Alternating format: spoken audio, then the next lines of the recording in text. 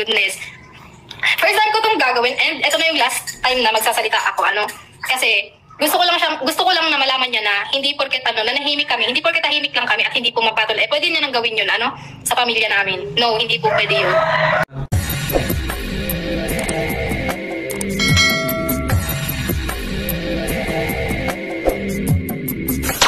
Alright, what's up mga tangay, mga kalingap, welcome back. This is my YouTube channel, Katangay PLC. Sa mapagpalang araw mga tayo, good morning, good afternoon, at good evening. Alright mga tangay, kung di ka man nakasubscribe sa YouTube channel, mga kalingap, kay Kuya Bal Santos Matubag, subscribe natin, panoorin natin, like, and share natin, andun, skip at kiatin na. Kung di ka pa nakasubscribe, subscribe natin, panoorin natin, like, and share natin, andun, skip at kay Kalingap Rap, kung di ka pa nakasubscribe, subscribe natin, panoorin natin mga vlog sa mga beneficiary niya.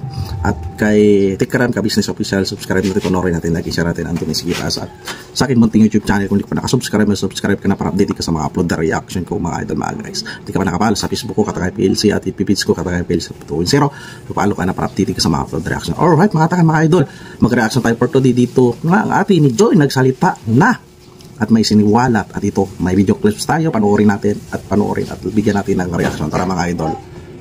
Sinisiraan niya yung kapatid ko, my goodness.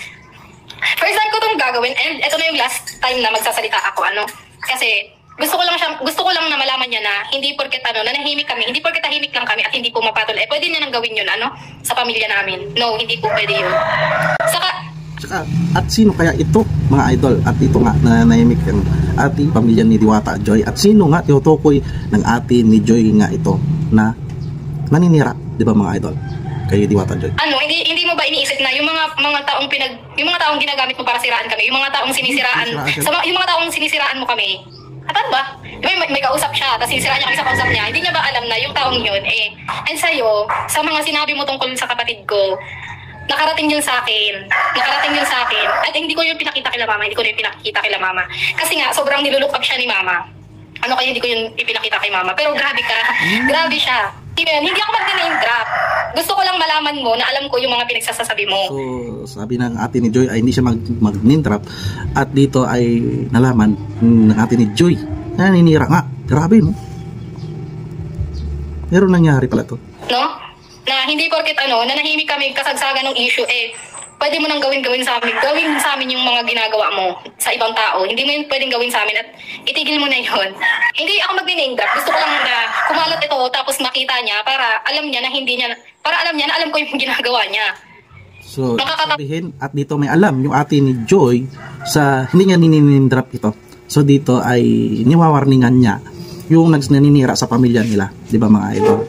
Siyempre normal yan, ate ni Diwata Joy, si Diwata Joy hindi pumapatol ng mga naninira sa kanya. So at least mayroong ate si Joy na nagtatanggol kay Diwata Joy, di ba mga idol, di ba mga kalingap? Sa alam naman si Joy ay iniiyakan niya lang yung mga basher na naninira sa kanya, pero at least ito na ay mayroon na nagsalita sa pamilya niya. At vlogger ata ito na ang ate ni Diwata Joy, di ba? Parang Regamix vlog, puntaan na lang yan mga idol, supportahan din natin para makatulong sa kanilang pamilya nga na yung nag-vlog na siya. So normal yan, ate yan, may concern yan siya kay sa kapatid niya, ipapagtatanggol yan, kadugo niya yan, di ba mga idol? Normal yan sa pamilya. Dito ay hindi niya naman ninindrop yung naninira, so nire-respeto niya pa rin, pero di ba sobra na mga idol yung paninira nila sa pamilya ni Diwata Joy, di ba? Grabe ka manira. Saka alam mo ba, hindi lang beneficiary yung may wakwak, pati sponsor winawakwak na din. Hindi ko alam kung gawain niya, sanay na sanay siyang ganyan. So dito nagsabi nga ang atin Joy na hindi na pati beneficiary yung winawakwak, pati sponsor. So alam nyo na yan mga idol, mga alingap, na lumaganap na talaga yan. Nagnanakaw ng beneficiary bilang content at sponsor na rin. So mag-ingat ang mga beneficiary ng Team Kalingap. Sana magbigay sila ng payo kay Kuya Bal o Kalingap Rap o kaya Atid na, pati mga sponsor na rin, maging awareness na rin, di ba? So mayroon pala naganap na ganito mga idol. Yung gawain niya, pero hindi kasi maganda yun. Saka hindi naman, lang ko sa'yo, parang sana matuto ka na na hindi lang na nakakausap mo pwede mong siraan yung ibang tao dun sa kausap mo. Kasi nga, paano kung bumaligtad yun? And ganito nga nangyari, nakarating naman sa akin yung mga pinagsasabi mo dun sa ibang tao, tungkol sa kapatid ko at tungkol kung kani-kanino. O, paano kung yung conversation nyo ay ikalat niyang kausap mo, o paano yun yung karir mo? Tumahimik nga kami, and wala kaming masama para sa akin. And alam naman ninyo lahat na wala kaming masamang sinabi sa'yo, wala kaming pinakitang masama sa iyo. Pero at the end of the day, ganun pa rin yung masasabi mo sa amin. Para saan? Para ano? Nanahimik kami kasi nga, wala kaming nakikita ang ginawa mong masama sa amin noon. Wala kaming, at kahit may makita kami, as long as hindi yun para sa amin, hindi mo kami gagawa ng masama, wala kang sinabi masama sa amin sa social media mo, wala kaming sinabing masama patungkol sa'yo. And sa totoo lang, pag nababanggit ng ibang tao yung pangalan mo, dinedefend ko pa na wala naman akong nakikitang masamang ginagawa, man, ganito ka, ganyan ka naman pag kasama ka namin. Ganon, kasi genuine yung pakikitungo ko sa'yo. Yung pakikitungo namin sa'yo, ng buong pamilya namin. Kung ano yung nakita mo sa amin, yun na kami. Wala na kaming itinatago para sabihin mo dyan sa mga nakakausap mo na may gantong attitude, si ganto, na ganto, ganyan. Ay nako. Grabe nga ang ginawa niya sa kapatid ko. And ikaw grabe yung pagbaligtad mo ng binaligtad niya yung issue. Binaligtad niya yung sitwasyon na parang si ganto ang may ganto, ganyan. Nako. Nakakatawa ka. Parang kahit kung ibang tao ako, tapos marinig ko yung mga sinasabi mo, matatawa na lang ako sa'yo. Lalo na kung alam na alam ko na hindi naman ganun. No, hindi yan si Kuya Bobby. No. Hindi si Kuya Bobby, hindi si Ate Hana, hindi sila Kuya Brooks. Hindi. Wala akong babanggitin na pangalan. Ito natin ni Joy, hindi si Kuya Bobby, hindi si Hana, si Kuya Brooks. So malinaw dito. So may iba naninira sa pangalan ni Diwata Joy at sa pamilya niya. Pero para sa'yo, wag mo nang uulitin yan kasi pag may narinig pa ako, ikaw nakakausapin kita. Hindi kita makontak eh. Kasi totoo, nakita ko naman, sinend kasi sa akin may isang supporter na nag-send sa akin ng convo nyo. And grabe yung mga pinagsasabi mo. Talagang purong-purong paninira kay Joy. Wala kang binanggit doon na pinupuri mo man lang si Joy. Lahat yung paninira. No, hindi si Kuya Dan wala siyang pinakita masama sa amin. Off-cam, wala.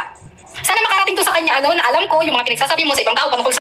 So dito mga idol, kalingap, so normal lang yan ipagtanggol ng ating ni Diwata Joy, si Diwata Joy, dahil siyempre walang normal yan, pamilya magtatangkol dyan. Siyempre alam naman natin si Diwata Joy nagpo-focus sa kanyang pag-aaral, so hindi niya inaano niya yung mga naninira. Ito ay karapatan naman ng ating ni Diwata Joy ipagtanggol ang buong pamilya nila, di ba? So ito ay nawarningan niya lang, di ba?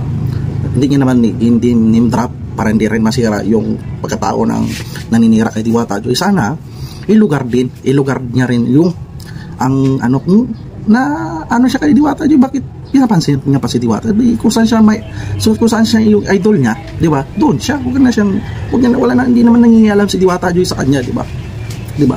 So normal lang ito na maging magalit ang ating ni Diwata Joy sa tao na yun, kung sino man yung naninira kay Diwata Joy at sa buong pamilya niya, di ba?